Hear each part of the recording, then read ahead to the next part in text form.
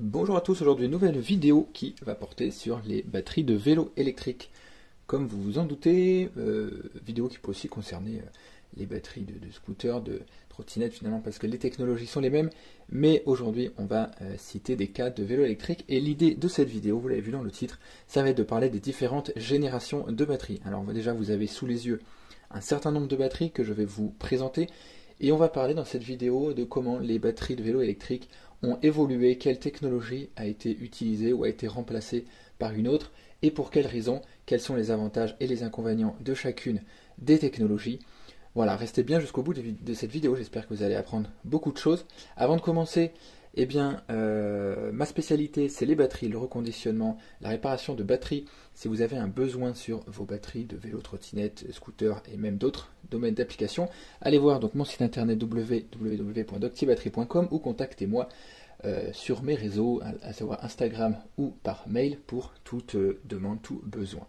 Voilà, et n'hésitez pas à aller voir mes autres vidéos qui portent sur plein de sujets différents qui concernent vélo, trottinette, scooter. Comprendre les problèmes, diagnostiquer les problèmes, améliorer les batteries, etc., etc. Je vous laisse aller faire un tour et à vous abonner, bien sûr, pour soutenir le projet. Ceci étant dit, c'est parti pour le contenu de cette vidéo. Alors, les différentes générations de batteries. Alors déjà, ce que vous avez sous les yeux, ici, on va avoir des batteries au plomb qui proviennent de batteries Weisskral W300. Là, on va avoir une batterie au nickel, oui c'est ça, NiMH, qui est une batterie Transix d'ancienne génération, BL03. Là on a une batterie au lithium de Transix BL03, mais cette fois-ci, alors pas la toute nouvelle génération, mais l'ancienne génération des batteries lithium. Là on a deux batteries de Tilt 500, de Between Tilt 500, une ancienne génération au lithium, une nouvelle génération juste ici au lithium. Là on a une batterie qui provient de je ne sais plus quel modèle, mais c'est une ancienne génération au lithium.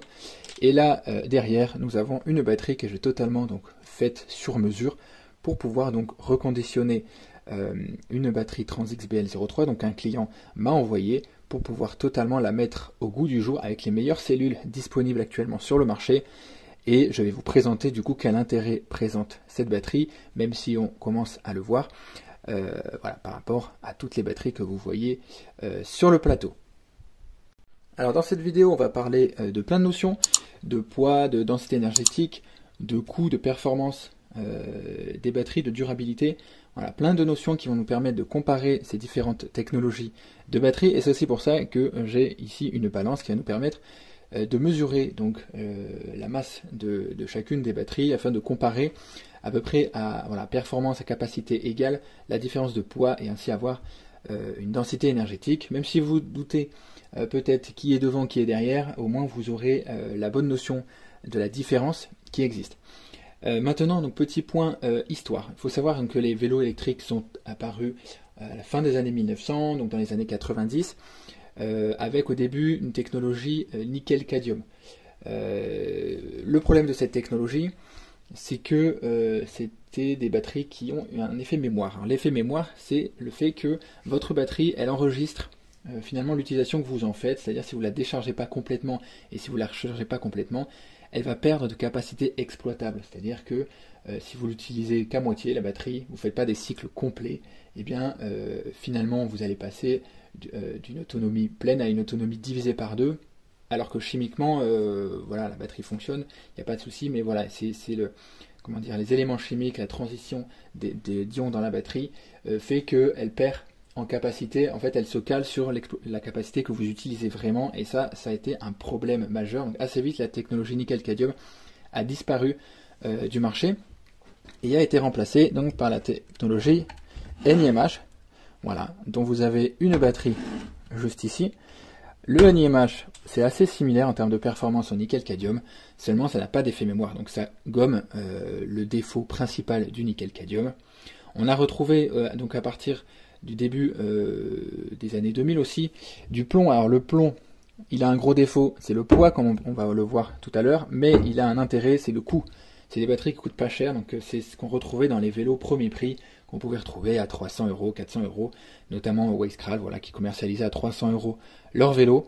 Et pour cela, eh bien, on avait des batteries au plomb, des batteries qui pesaient 10 kg, qui pesaient voilà, un âne mort, mais au moins qui permettaient de proposer des vélos bas coût. Le seul problème, c'est que ça s'épuise assez vite, ça n'a pas une grande performance, ça ne peut pas envoyer beaucoup d'intensité, donc voilà, pour du 250 watts, ça va, mais assez vite, ça s'effondre un peu à l'utilisation, donc ça a quand même beaucoup d'inconvénients. Son avantage, c'est le coût. Ensuite, aussi, voilà, début des années 2000, enfin courant des années 2000 plutôt, on a vu les premières technologies lithium qui sont arrivées. Voilà, donc en gros, les vélos de début des années 2010, ou fin des années 2000, avaient ce genre de batterie.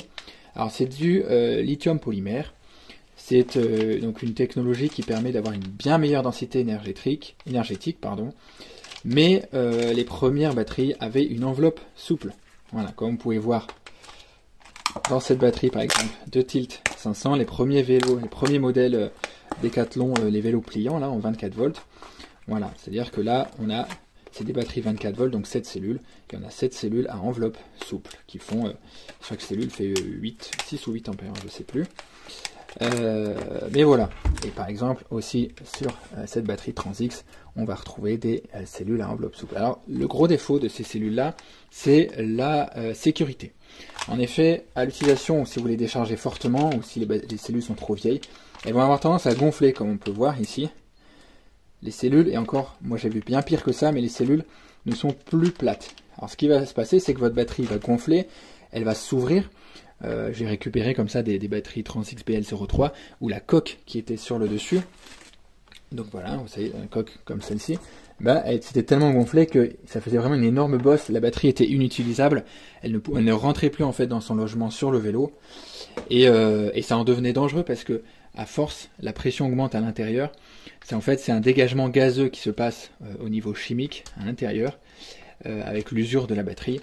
Et dans ce cas, eh bien, la cellule peut s'ouvrir, en fait, exploser, ça peut créer des départs de feu. Donc c'est des technologies qui sont dangereuses et qui, à cause de ça, ont été supprimées du marché et qui ont été du coup remplacées par des cellules au lithium-ion.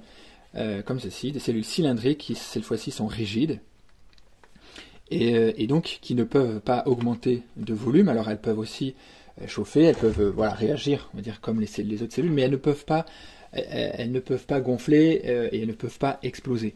Bon, la seule chose qui peut les faire, on va dire, exploser, c'est s'il y a un court-circuit. Bon, ça comme n'importe quelle batterie, si elles sont mal utilisées, si voilà, il y a des éléments qui mettent en court-circuit, mais sinon à l'utilisation normale, il y a beaucoup moins de risques que sur ce genre de batterie.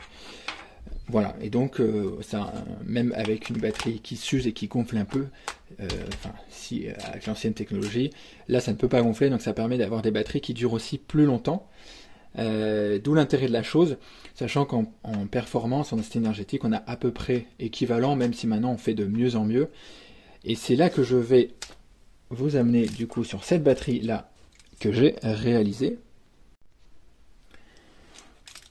Alors, donc cet assemblage-là, c'est un assemblage que j'ai réalisé du coup pour le client qui m'a envoyé donc ces deux batteries.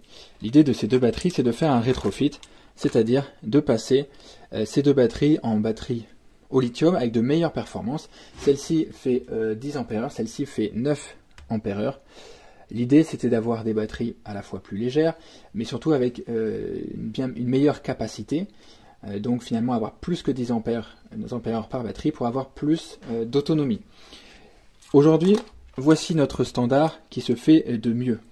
C'est-à-dire qu'on vient utiliser la nouvelle technologie de cellules lithium, donc à enveloppe cylindrique rigide. Et aujourd'hui, ce qui se fait de mieux, c'est ceci. C'est-à-dire que dans ce format 18-650, c'est-à-dire 18 en longueur, 18 mm en diamètre et 650 mm 6,5 cm en longueur, eh bien on a du 3,5 ampères de capacité, donc qualité Samsung, les Samsung 35E. Voilà, aujourd'hui, actuellement on est là-dessus, on ne peut pas avoir dans ce format de cellule plus de 3,5 ampères de capacité, c'est ce qui se fait de mieux. Donc du coup, voici le standard le plus récent, le plus à jour, où on va avoir, celle-ci fait 14 ampères, voilà, donc on passerait de 10 ou 9 ampères à 14, sachant que vous voyez le volume, il est quand même bien inférieur par rapport à peu près 2 fois inférieur. Et là, on va retrouver donc 7 éléments, 1, 2, 3, 4, 5, 6, 7. Alors, ce qui est intéressant, c'est qu'ici, on n'a que des batteries 24 volts, donc ça nous permet de pouvoir les comparer. Là, pour les batteries au plomb, on va avoir du 2 fois 12 volts en série, ce qui va nous donner 24 volts. Là, on va avoir 7 éléments lithium en série, qui vont nous donner 24 volts, parce que les éléments lithium, un seul élément lithium fait 3,7 volts nominal.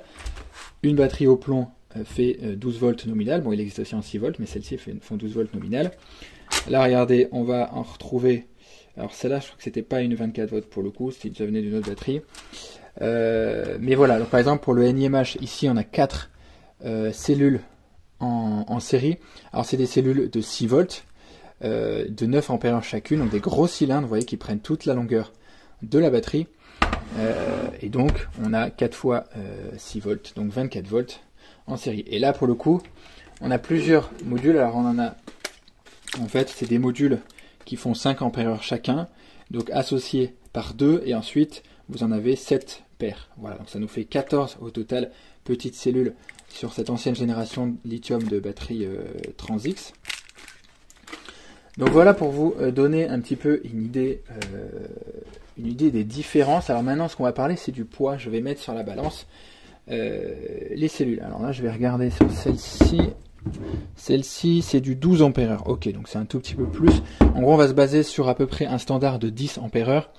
Là, j'ai du 12, là, j'ai du 9, là, j'ai du 10. Là, j'ai du 8.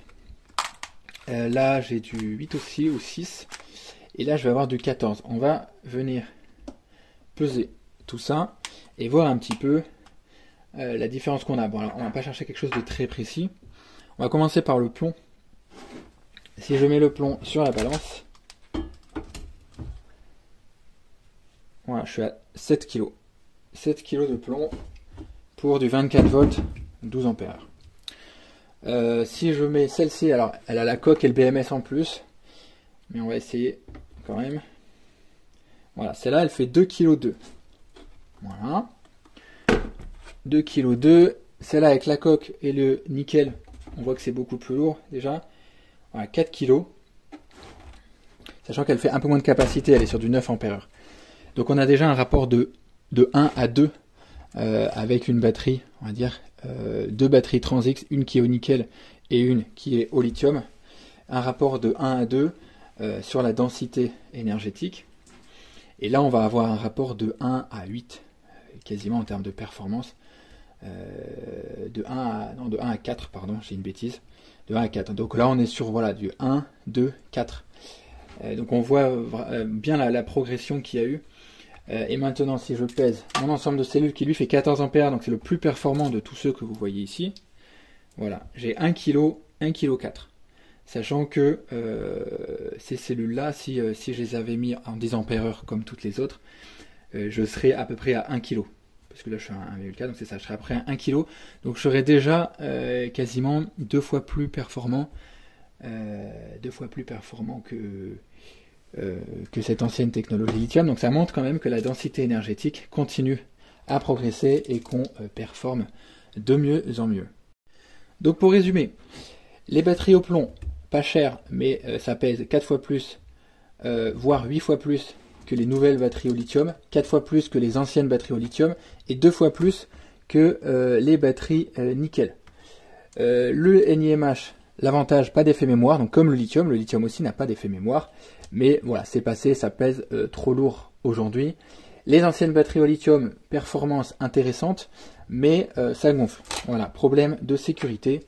Et donc du coup, on se retrouve aujourd'hui avec ce nouveau standard qui allie à la fois performance, poids, sécurité, bref, tout ce qu'il faut. Et donc c'est aujourd'hui le standard que moi j'utilise pour réparer, reconditionner toutes les batteries, les refaire. Si vous m'envoyez des batteries à refaire, eh bien, on les fait avec ce nouveau standard qui allie toutes les qualités nécessaires et donc vous permet d'avoir des batteries plus légères, plus performantes, plus durables, plus sécuritaires. Bref, toutes les qualités. Encore une fois, n'hésitez pas à aller donc sur mon site pour avoir tous les renseignements, savoir comment ça se passe, le reconditionnement, la réparation, à faire appel à moi par mail, par Instagram, à vous abonner, à partager cette vidéo autour de vous, à tous ceux que ça pourrait intéresser. Et puis moi je vous dis à très bientôt dans une nouvelle vidéo.